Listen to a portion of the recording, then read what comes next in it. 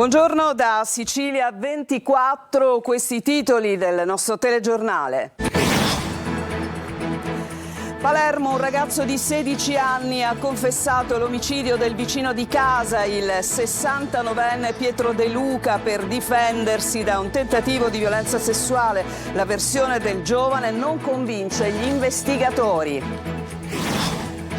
Cinisi ricorda Peppino Impastato a 48 anni dall'uccisione, manifestazioni e un presidio nel luogo in cui fu assassinato dalla mafia. L'attivista Voce contro Cosa Nostra, il boss Gaetano Badalamenti, fu ucciso nel 78 mentre denunciava il sistema mafioso attraverso Radio Out.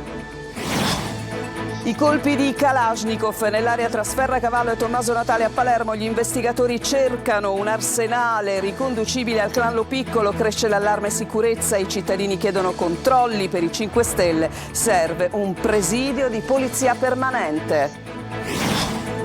Ad Aci Castello, nel Catanese, prosegue la corsa contro il tempo dopo i danni del ciclone Harry. Sul lungomare lavori urgenti ma contestati tra ragioni estetiche e di sicurezza. Intanto restano criticità ambientali e divieti di balneazione sul litorale. Celebrati a Catania i 58 anni della comunità di Sant'Egidio, l'arcivescovo Renna e il presidente Emiliano Abramo hanno sottolineato il ruolo della Sicilia come terra di solidarietà. I Tiro Mancino tornano live con il Quando meno me lo aspetto tour nei teatri siciliani, tra grandi successi e nuovi brani. Attese le tappe a Catania e Palermo, già vicine al tutto esaurito. Calcio, il Palermo perde 2-0 a Venezia, adesso la formazione di Inzaghi attenderà la vincente di Catanzaro Avellino per la semifinale playoff, l'andata domenica 17 e il ritorno al Barbera il 20 maggio. In Catania, Veronello, per gli ultimi giorni di ritiro, Toscano punta a ritrovare compattezza e certezze anche in difesa in vista dei play-off. Promozione.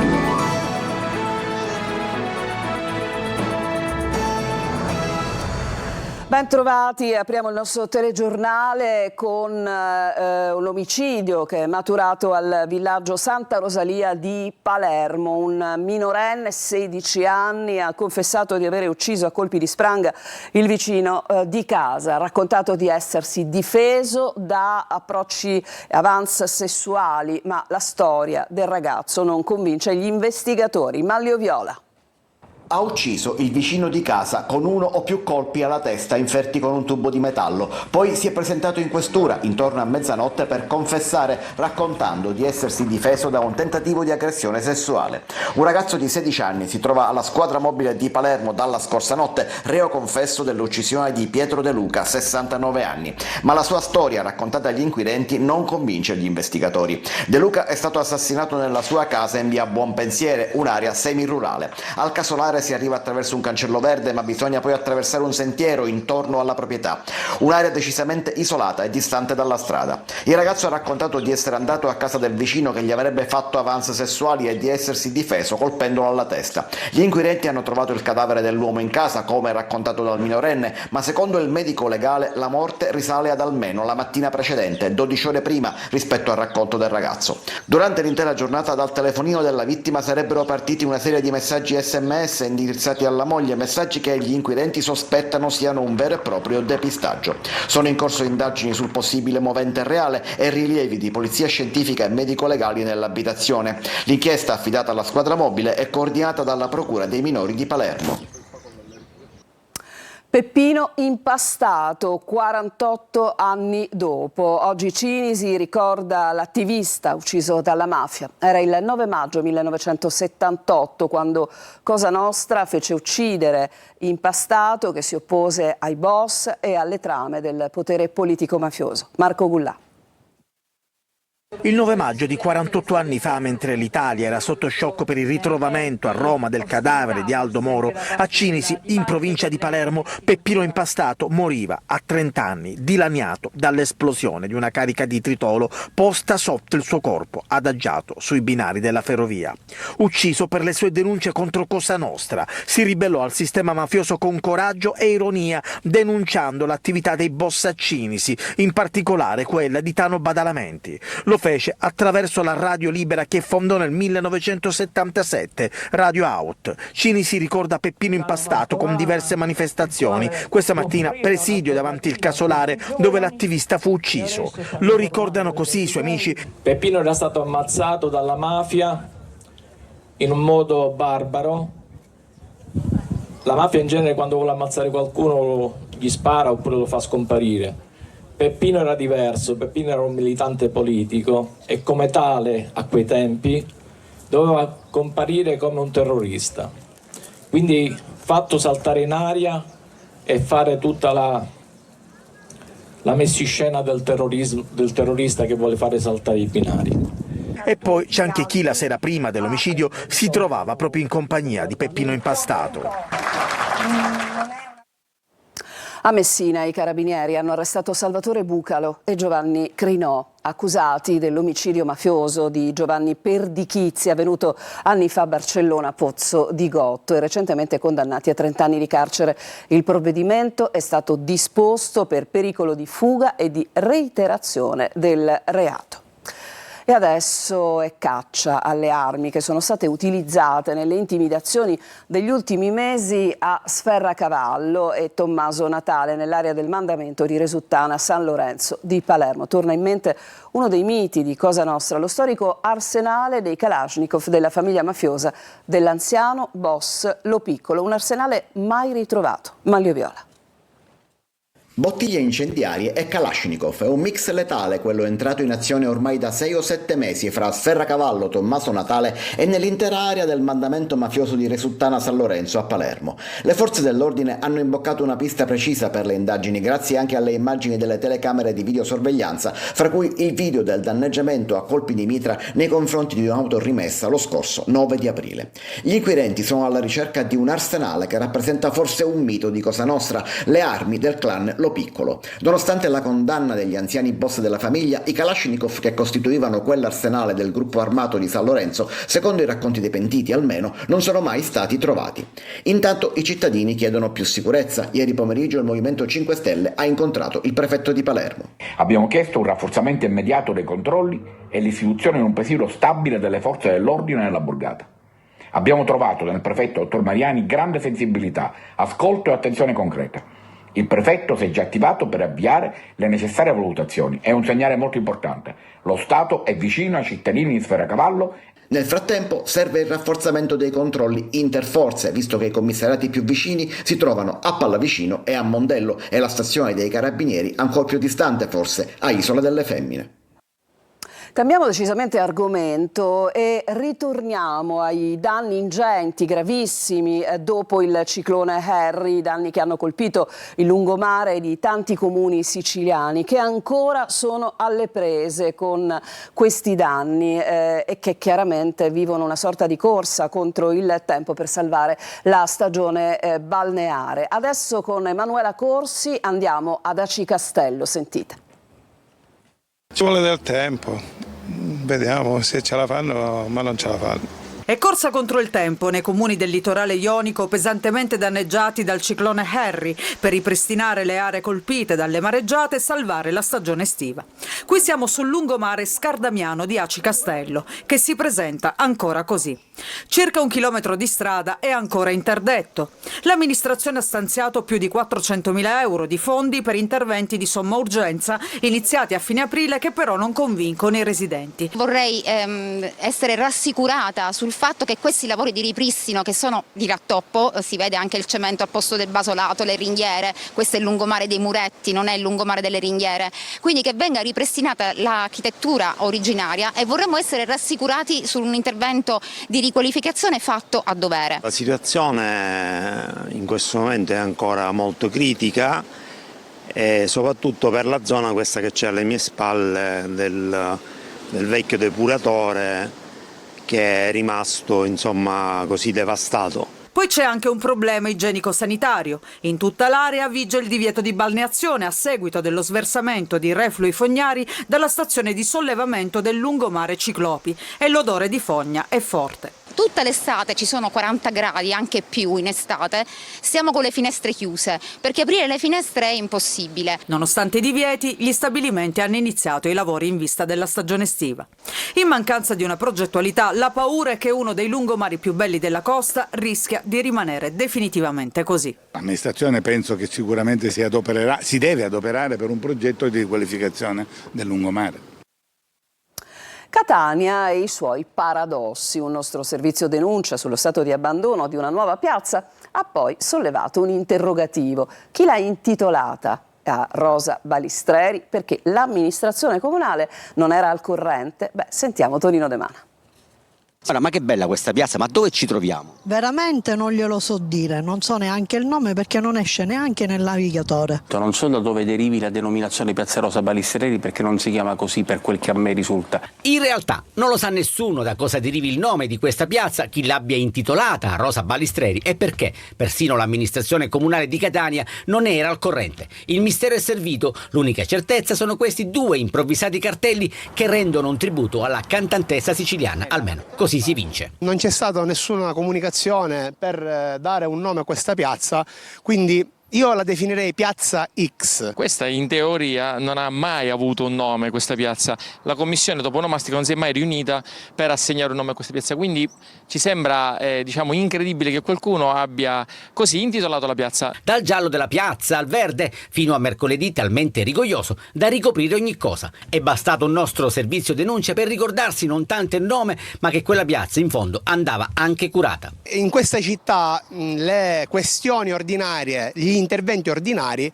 diventano straordinari. Da anni denunciamo la carenza di personale. Ripulirla non è stato facile, non tanto per le difficoltà logistiche, ma per la mancanza di personale e in particolare di giardinieri. I giardinieri del comune di Catania sono 4 o addirittura 10, ma poco cambia. Negli anni 90 quanti erano? Negli anni 90 circa 100 giardinieri. Ora bisognerà mantenere in ordine la piazza, ma quale? E qui Piazza Balistreri? La comunità di Sant'Egidio ha festeggiato i suoi 58 anni, la celebrazione in cattedrale a Catania, sicuramente molto toccanti i discorsi, tra questi quello dell'arcivescovo Renna che ha detto le scuole di pace, luoghi dove si realizza il disarmo. Orazio Longo. Il popolo di Sant'Egidio, come viene indicato, gente di ogni età e condizione sociale insieme a senza fissa dimora, anziani, rifugiati. I 58 anni della comunità sono stati festeggiati a Catania, in cattedrale, a presiedere la celebrazione religiosa il vescovo Renna. Un anniversario che corre in un periodo particolare della storia mondiale, dove la ricerca della pace rimane punto nevralgico della politica internazionale. La comunità di Sant'Egidio ha sposato il Vangelo della pace da sempre, anche con delle missioni particolari, penso a tutte le trattative fatte alcuni anni fa nel Madagascar, ed è per questo motivo che Papa Francesco aveva affidato al Cardinal Zuppi, che dalla comunità di Sant'Egidio proviene, anche un dialogo in un momento in cui la pace cominciava a franare. Le scuole di pace penso che siano i luoghi nei quali si realizza quel disarmo dei cuori che ci porta poi a pensare diversamente anche alla pace al mondo intero. Una presenza costante quella di Sant'Egidio a Catania, in una Sicilia piena di emergenze. Una terra in cui Sant'Egidio arriva nel 94, in un Vangelo che porta anche il carisma di Sant'Egidio in tanti luoghi e che in qualche modo negli anni ci ha preparato per esempio alla grande sfida dell'accoglienza. E poi c'è il tema della corruzione, che è una delle piaghe della nostra terra, che dobbiamo con energia mandar via dalle nostre dinamiche di cittadini. E allora, a partire dall'esperienza delle piccole scuole della pace, le scuole in cui bambini italiani, stranieri, cristiani, musulmani allontanano il muro della divisione della cultura, della religione differente o del razzismo, ecco, imparando dai più piccoli a stare insieme allontaniamo ciò che divide. Tra poco, alle 14.30, dopo il nostro telegiornale, arriva il punto e dunque arriva Luca Ciliberti con i suoi ospiti, arriva anche qui. Luca, allora, le anticipazioni. Grazie Alberta. Apriremo una finestra sulle amministrative che si voteranno a fine mese, nell'ultima settimana di maggio, quindi l'ultimo weekend di maggio. Chiaramente queste amministrative sono un ultimo banco di prova prima delle regionali che sono previste per il 2027. Già cominciano, ovviamente i tempi della politica sono anticipati rispetto alle scadenze elettorali, quindi già cominciano le alleanze strane, complicate, insomma tutto quello che c'è da raccontare lo racconteremo oggi con tanti ospiti. Ci sarà con noi Valeria Sudano, parlamentare della Lega, ci sarà Cateno De Luca di Sud Chiama Nord, il coordinatore del Movimento 5 Stelle Nuccio Di Paola, poi Davide Faraone di Italia Viva, mi sto dimenticando sicuramente qualcuno, però insomma va bene così, ci sarà Giuseppe Lombardo degli MPA e quindi insomma con poi giornalisti, opinionisti, insomma tutto per raccontare queste pagine di politica. Consentimi solamente una piccola chiosa all'inizio, nell'anteprima. Oggi avremo Rory Quattrocchi, Aurora Quattrocchi, l'attrice di 83 anni, siciliana, palermitana di adozione, che ha vinto il premio come miglior attrice protagonista all'ultima edizione dei David di Donatello. Anche lei insomma ci racconterà e ci darà la sua opinione su come va la Sicilia. Mi sembra un cameo straordinario. Grazie Luca Ciliberti, tra poco l'appuntamento ovviamente con Il Punto. Intanto si sono conclusi da alcuni giorni i lavori di restauro sulla facciata della cattedrale di Siracusa. Dopo quasi un anno il barocco torna ad essere baciato dal sole, ce lo mostra Francesco Aloi. Sicuramente è la prima, architettura che salta agli occhi quando si accede a questa piazza. Da così a così. Il ponteggio adesso non c'è più. Eccola la facciata della cattedrale dopo i lavori. Alcune foglie d'accanto lamentavano alcuni problemi di stabilità. Quasi un anno di cantiere con i turisti che per mesi non hanno potuto ammirare tutto ciò, ma era necessario. Principalmente è stato un intervento rivolto alla sicurezza e al consolidamento e comunque alla tutela del bene e ovviamente poi le operazioni di pulizia. Così, con i fondi del PNRR è stata data nuova luce alla facciata barocca di quello che in origine era il Tempio di Atena. In base alle dominazioni, nel corso dei secoli, qui ci fu anche una moschea. Da 25 secoli da questo luogo gli uomini elevano al cielo le loro preghiere e da almeno 16 secoli che c'è il culto cristiano, quindi già questo può dare una dimensione dell'impegno che comporta la custodia, la conservazione, il recupero e i restauri. Poco tempo fa è stato portato alla luce il crepidoma del lato meridionale, ma opera non da poco è stato anche il restauro della sacrestia Torres, prima chiusa alle visite. Tanti particolari che uniti rendono questa cattedrale unica. Ci fermiamo, c'è una pausa, torneremo tra poco per mostrarvi studenti all'opera ed entusiasti per dei corsi di aeronautica. A tra poco.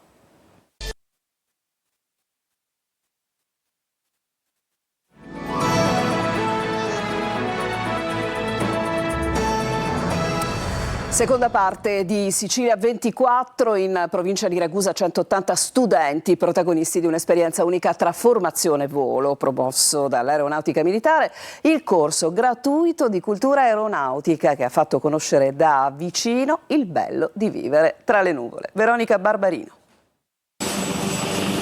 Il rumore delle pale che tagliano l'aria. Ragusa, Modica, Comiso e il mare visto dall'alto, l'emozione degli studenti. Il volo è andato benissimo, è stata un'esperienza bellissima e unica. Il volo è stato emozionante, è stata una cosa totalmente diversa a quello che eravamo abituati all'aereo di linea. 2 settimane in cui, dopo un'intensa formazione teorica e un test, si è passati all'attività pratica di avvicinamto al volo. I giovani hanno bisogno di conoscere nuove realtà. La prima fase teorica dove vengono date informazioni generali sul mondo del volo, che va dalla tecnica del volo alla meteorologia, a nozioni di meccanica, nozioni di come si porta un aeroplano, con un test finale. Dopo il test vivranno in primis l'ebbrezza del volo, guardando, ammirando dall'alto una delle più belle zone d'Italia. Il corso, gratuito e facoltativo, consente anche di ottenere punteggi utili per i concorsi in aeronautica militare, rappresentando un primo passo concreto verso una possibile carriera nel settore. Il mio sogno, è diventare controllore del traffico aereo. Voglio proseguire in questo campo, voglio provare a diventare pilota. Un'esperienza che va oltre la didattica, diventando un'occasione concreta di orientamento per il futuro. Adesso la musica con i Tiro Mancino che arrivano in Sicilia con il Quando meno me lo aspetto tour, il ritorno della band di Federico Zampaglione a Catania il 15 maggio e a Palermo il 16. Desiree Ferlito. Dipinsi l'anima su tela anonima e mescolai la vodka con acqua tonica. C'è una musica che non passa, che resta e quando torna lo fa con ancora più forza. I Tiro Mancino riaccendono le emozioni e scelgono ancora una volta il teatro, il luogo più intimo per incontrare il pubblico. Dopo il successo del tour celebrativo dei 25 anni della descrizione di un attimo, la band guidata da Federico Zampaglione annuncia Quando meno te l'aspetti tour, un nuovo viaggio musicale che attraversa l'Italia e arriva anche in Sicilia. È sempre bello suonare davanti al pubblico siciliano perché è un pubblico stimolante, un pubblico esigente, però anche molto caldo e comunicativo. È amore impossibile quello che mi chiedi. 2 tappe attesissime, il 15 maggio al Teatro Metropolitan di Catania e il 16 al Teatro Golden di Palermo. Ogni brano è un pezzo di strada, un'emozione vissuta e poi consegnata alla musica. È un concerto molto dinamico, un concerto che ha dei momenti più tirati, più rock, più ispirati al blues anche. E poi ci sono dei momenti più intimi. Uno spettacolo intimo, impreziosito da un quartetto d'archi con una scaletta che unisce passato e futuro, dai grandi classici come Due destini e Per me importante fino ai nuovi brani dell'album. Sono riuscito a fare di una grande passione un mestiere, questo mi emoziona tutte le volte che ci penso. Un ritorno che non è solo musica, ma consapevolezza, gratitudine e passione.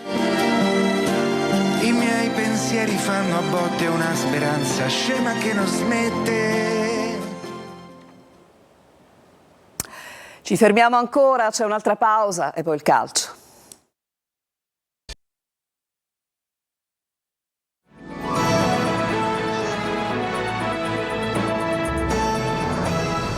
E subito al calcio con il Palermo che chiude con una sconfitta in dolore a Venezia. Ricordiamo il Venezia già promosso, è finita 2-0 per i lagunari. Il servizio. Una sconfitta che non fa male, ma che deve comunque far riflettere sullo stato di salute della squadra in vista dei play-off. Il Palermo nell'ultimo atto del campionato perde 2-0 a Venezia, già promosso da una settimana in Serie A. Adesso la formazione di Inzaghi attenderà la vincente di Catanzaro Avellino per giocare la semifinale play-off, andata domenica 17 maggio, ritorno al Barbera il 20 maggio. Tornando alla gara di ieri, il Palermo ruggisce subito, Leduaron colpisce il palo da buona posizione, poi è Palumbo a timbrare la traversa, grave movimento in aria e palla che non entra dopo la grande parata di Stankovic. Rosa sfortunati, Venezia che attende ma che non morde, nella ripresa però cambia tutto, lagunari che hanno bisogno della vittoria per tornare primi in classifica dopo il vantaggio del Frosinone e allora è Doumbia a trovare immediatamente la rete dell'1-0. Ecco allora che il Venezia schiaccia il rosanero e inizia a fare la conta dei pali, prima la traversa di Lauperbach, subito dopo altra traversa del Venezia, Chiche Perez di testa centra il legno. Ceccaroni intanto si divora la palla del pareggio alzando di testa da ottima posizione, chance sprecata, poi Compagnon altro palo e nel finale sempre lui sigla la rete del 2-0 che chiude il match. Per il Palermo serata amara, c'è tempo per rifarsi, ai playoff vietato sbagliare. Abbiamo fatto un ottimo primo tempo, purtroppo dovevamo segnare. Se non fai gol poi dopo nel secondo tempo il Venezia è venuto fuori e ha meritato di vincere, però mi tengo la prestazione. Adesso è chiaro che nel secondo tempo la testa è andata un po' a domenica, adesso dobbiamo fare dei grandi playoff e andarci a prendere quello che sappiamo. Adesso il Catania che affronta gli ultimi giorni di ritiro a Veronello, fra poco, più di una settimana, l'esordio nei playoff. Marco Carli. L'importanza di avere una difesa granitica. Il Catania ha mantenuto la migliore retroguardia del girone, 25 reti subite. Solo il Benevento promosso è vicino ai rossazzurri, 28 reti al passivo. Le altre, compresa la Salernitana, sono a distanza siderale. Se si guarda dentro le cifre si nota una differenza sostanziale fra la media dei gol subiti fino alla 32esima giornata, quando il Massimino era un fortino totalmente inviolato. I rossazzurri avevano raccolto in fondo alla propria rete solo 18 palloni, poco più di mezzo gol a gara. Nelle ultime partite, considerando anche la parentesi Viali, i dati sono diversi. Dalla 33esima, quando cioè col Casarano gli etnei hanno subito la prima rete in casa, la media dei gol presi a partita è salita a 1,16, fino a raggiungere il gol e mezzo a gara nelle ultime 4. I numeri da soli non spiegano tutto, ma quando Toscano parla di certezze si riferisce sicuramente anche alla chiave difensiva. Se il Catania saprà ritrovare la solidità che nelle prime 32 giornate è mancata solo 2 volte, a Cosenza e a Potenza col Sorrento, saprà garantirsi una chiave importante per gli spareggi promozione. Certo, non c'è la sicurezza di Di Gennaro, ma soluzioni e interscambiabilità non mancano nemmeno nel reparto arretrato. Da Celli ad Allegretto, da Ierardi a Pieraccini, tutti giocatori adattabili, anche l'ultimo con caratteristiche di velocità che potrebbero renderlo utile pure al centro, dove possono prendere posto Miceli e Carnelutti. Tante soluzioni per un unico obiettivo, da coltivare insieme al resto della squadra, compreso ovviamente un portiere come Dini, spesso autore di ottime parate. Chiudere la porta per playoff più sicuri. È tutto, vi lascio al punto di Luca Ciliberti e vi ricordo che Sicilia 24 tornerà alle 19.